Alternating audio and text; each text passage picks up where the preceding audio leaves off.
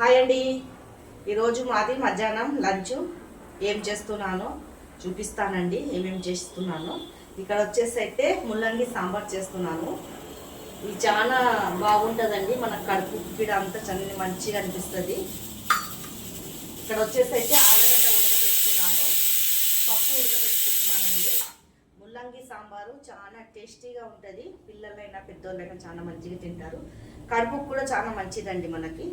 దాని గురించి కావాల్సిందైతే టమాటా, పచ్చిమిర్చి, కలేమాకు, కొత్తిమీర తీసుకున్నాను. ఇక్కడ వచ్చి ఎండిన మిర్చి, కలేమాకు, ఎల్లిపాయలు అయితే తీసుకోవాలండి. చింతపండు నానేసుకున్నాను, ముల్లంగి కోసుకున్నానండి. ఇది ఎలా చేస్తానో చూపిస్తాను.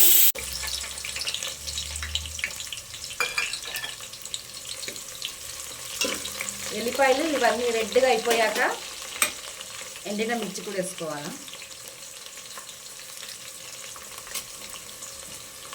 కరివేపాకు కూడా వేసుకోవాలి.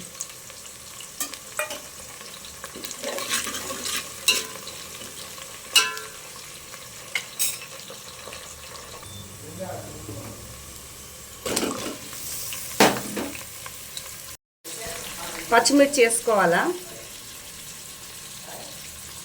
టమాటాలు కూడా.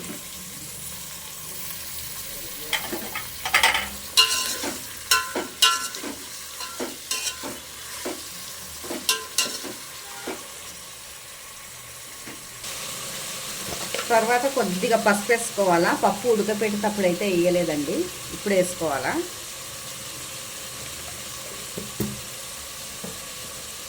మనకు రుచికి సరిపోయేంత సాల్ట్ కూడా వేసుకోవాలా.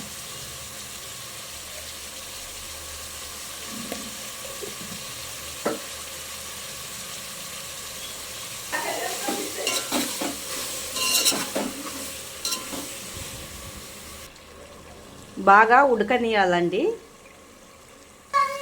కారం వేసుకోవాలండి, ఎక్కువ వేసుకోవద్దు.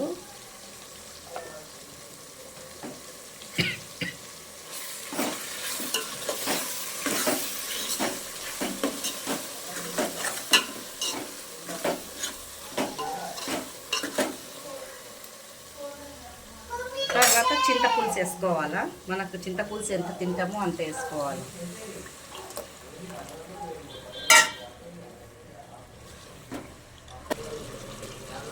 ఉడకపెట్టిన పప్పు వేసుకోవాలి.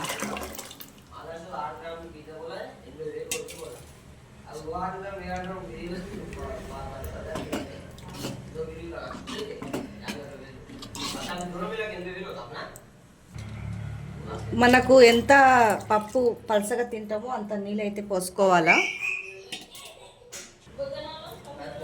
పైనుంచి కొత్తిమీర కూడా వేసుకోవాలా, కలేమాకు కూడా వేసుకోవాలా.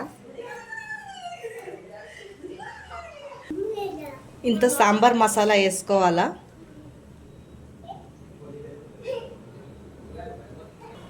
ఇట్లా బాగా మసిలినాక కొద్దిగా తీసేయాలండి. వేడి వేడి సాంబార్ అయితే రెడీ అయిపోతుందండి. పిల్లలైనా పెద్దోళ్ళైనా చాలా మంచిగా తింటారు, బాగా ఉంటుంది.